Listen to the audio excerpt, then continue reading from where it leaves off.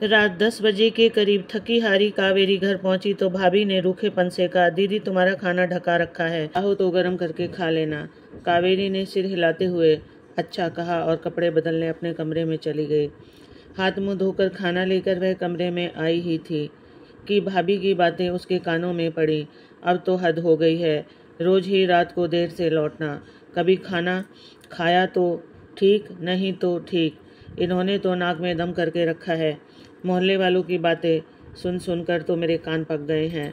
पता नहीं ऐसा क्या काम करती है, भगवान जाने कब तक छाती पर मूंग दलती रहेगी। भाभी भैया से यह सब कह रही थी। अब तक भैया ने एक शब्द भी नहीं कहा था। इस पर खींचती हुई भाभी बोली, अब कुछ बोलो भी, तुम्हारी शय पाकर ही तो सिर पर चढ़ती जा रही है। कल ही दीदी ने साफ साफ बात कर लो, वरना मैं ही पूछ लूँगी। इस पर भैया का कुछ धीमे स्वर कुछ धीमी आवाज़ में सुनाई दिया, अरे ऐसा क्या गजब मत करना भगवान, उसी की कमाई से तो घर चल रहा है। कुछ और निर्णय ले लिया उसने तो पछताती फिरोगी। भूल गई क्या पिछली घटना, जब हमारे तंग करने पर गर्ल्स हॉस्टल रहने चली गई थी वह, तब घर में कैसे फाके पड़ गए थे, कितनी मुश्किल से मना कर लाए थे हम उसे। यह बातें कावेरी के दिल में नस्तर की सी चुभ रही थी। यह सब बातें अब तो आए दिन होने लगी थी। कावेरी सुन सुनकर थक चुकी थी। हर बार खून का घूंट पीकर रह जाती। उसकी भूख खत्म हो चुकी थी। उसने थाली को वापस रसोई में लाकर रख दिया और चुपचाप बिस्तर पर आकर लेट गई। नींद आंखों से कोसों दूर थी। सुबह उसे जल्दी मिसेज गुप्ता के यहाँ जाना था। दिन भर कभी ट्रेन का तो कभी बस का सफ़र करना, वह एक जगह से दूसरी जगह पहुँचना, यह सब उसकी दिनचर्या का हिस्सा था। कावेरी फिजियोथेरेपिस्ट थी। उसे अपने मरीज के घर जाकर व्यायाम, मालिश आदि के बारे में बताना समझाना पड़ता था। इसलिए उसे मुंबई जैसे शहर में बहुत भागदौड़ करनी पड़ती थी, जो में कई नामी ग्रामी हस्तियां थी। काफ़ी अच्छी प्रैक्टिस चल रही थी उसकी। इस मुकाम तक पहुंचने में उसे काफ़ी मेहनत व संघर्ष करना पड़ा। जिंदगी के 15 साल उसने इस पेशे में बिता दिए थे, तब कहीं जाकर वह इस मंजिल तक पहुंची थी। उसे काफ़ी जदोजहद करनी पड़ी थी। अपने आप को स्थापित करने में कावेरी को याद आने लगे वो दिन जब वह छोटी थी, बड़े भाई के बाद ही हुई थी। वह खूब नाजों से पाला था उसे उसके मम्मी पापा ने। नन्ही प्यारी सी गुड़िया लगती थी वो। उसके पापा उसकी हर फरमाइश पूरी करते थे। हमेशा कहते, कावेरी की माँ देखना, एक दिन मेरी बेटी इतनी बड़ी अफसर बनेगी कि दुनिया उसके आगे झुकेगी। पढ़ाई में इतनी होशियार और सुंदर भी थी। इसके लिए तो मैं राजकुमार सा दूल्हा ढूंढूंगा। माँ भी पिताजी का समर्थन करती। उनके यहाँ कई पीढ़ियों से बेटी नहीं हुई थी, अतः बेटी की बहुत ख्वाहिश थी उसके पापा को। पर यही हालात तब ख़त्म सी हो गई जब एक और बेटे की चाह ने उसके यहाँ और 6 बहनें लाइन से पैदा हो गई। पिताजी सब संभाल ही रहे थे कि एक दिन हार्ट अटैक में चल बसे। उस वक्त वह 10वीं कक्षा में थी। 7 बहनों में इकलौता भाई अधिक लाड प्यार से बिगड़ गया था। उसका मन पढ़ाई में बिल्कुल नहीं लगता था। वहीं कावेरी पढ़ाई में होशियार थी। पिता की मृत्यु के पश्चात माँ ने खाट पकड़ ली। अब तो स्वयं ही पढ़ाई, घर का काम, छोटी छोटी बहनों की देखभाल, सभी की जिम्मेदारी अकेले कावेरी पर पड़ गई थी। उसने पिता के मिले प्रोविडेंट फंड की रकम को बैंक में जमा करवाया था। साथ ही ट्यूशन भी करने लगी। समय ने उसे वक्त से पहले परिपक्व बना दिया था। 12वीं के बाद उसने फिजियोथेरेपिस्ट का कोर्स किया। साथ ही घर परिवार, बहनें सबकी जिम्मेदारियों को निभाती रही। उसके पिता के दोस्त थे राजीव जी। उनकी सिफारिश पर उसे किसी प्राइवेट नर्सिंग होम में फिजियोथेरेपिस्ट का काम मिल गया था। तब उसकी उम्र मुश्किल से 20 वर्ष ही रही होगी। तब से जो जदोजहद शुरू हुई वह आज तक चल रही है। बहनों को पढ़ा लिखा कर कुछ बनाकर एक एक को निपटाती गई वह। माँ बिस्तर पर लेटी लेटी बार बार बलाइयाँ लेती रही। भाई आवारा निकल गया, बुरी सोबत में रहने लगा। उससे तो घर में कोई मदद मिलती नहीं थी, उल्टे वही कावेरी से मांग मांग कर पैसे ले जाता। कावेरी जब अपनी जिम्मेदारियों से मुक्त हुई तब पाया कि बालों में सफ़ेदी छलकने लगी थी। अपनी तरफ तो उसका ध्यान ही नहीं गया था। बीच बीच में जब कभी कोई रिश्तेदार उसके लिए रिश्ता लेकर आते, माँ किसी न किसी बहाने से टाल देती। वह भी अपनी जिम्मेदारियों का एहसास कर अपने सारे जज्बातों को जब्त कर लेती। भाई की भी शादी हो गई थी। शुरू शुरू में तो भाभी का व्यवहार सही रहा, पर बाद में वही भाभी अपने रंग दिखाने लग गई। घर में कावेरी का स्थान सिर्फ पैसे वाले कमाने वाली मशीन की तरह रह गया था। अब तो माँ भी कुछ बदल सी गई थी। बहू की हाँ में हाँ मिलाते हुए वह भी कावेरी को ही बात बात पर दोषी ठहराने लगी। भाभी भी अपनी ही दुनिया में मस्त थी। आए दिन कुछ ना कुछ फरमाइश कावेरी से करती रहती। कभी कहती दीदी आज राजू की फीस भरनी है, तो कभी कहती आज कपड़ों के लिए पैसे चाहिए, या आज किट्टू कह रही है कि बुआ से कहना मुझे साइकिल दिला दे।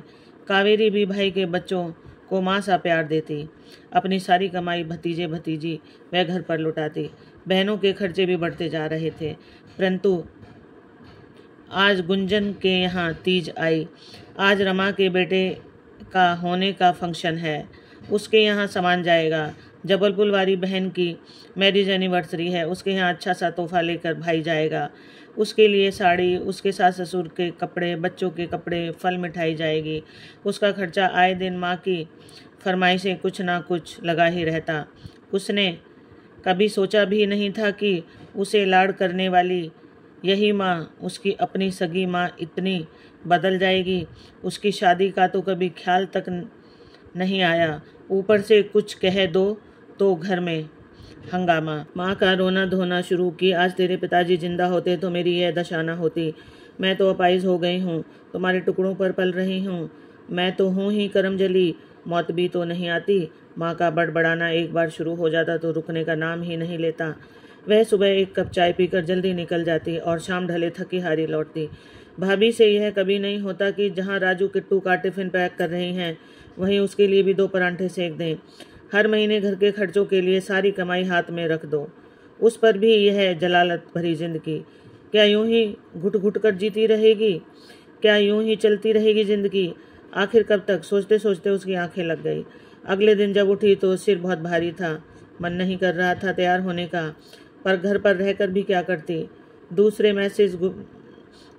मिसेस गुप्ता की अर्थराइट बहुत बड़ी हुई थी। उनका व्यायाम वह मसाज कराने के लिए जाना था। बहुत पुरानी मरीज थी वह, उसकी फीस भी अच्छी मिलती थी वहाँ से।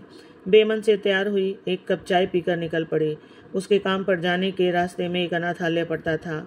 वह जब भी टाउन हॉल उतरकर अपनी मरीज के घर तक पहुँचती, उस अनाथालय की ओर बरबस ही उसकी दृष्टि उठ जाती।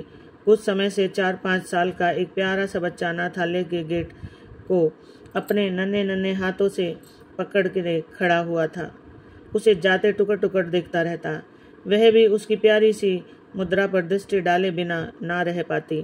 काफ़ी दिनों तक यह क्रम चलता रहा।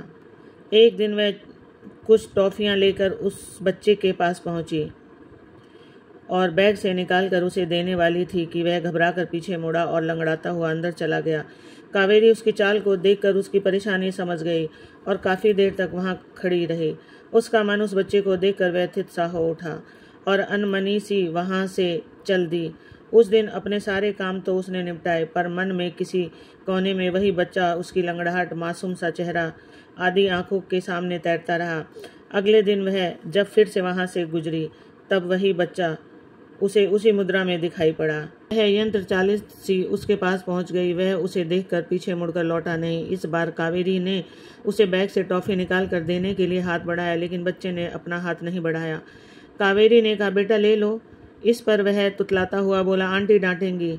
कावेरी को बच्चे की इस बात से उसकी समझदारी का एहसास हुआ। उसने कहा, अच्छा बेटा एक बात बताओ, तुम्हारी आंटी हाँ कह देंगी तो ले लोगे ना?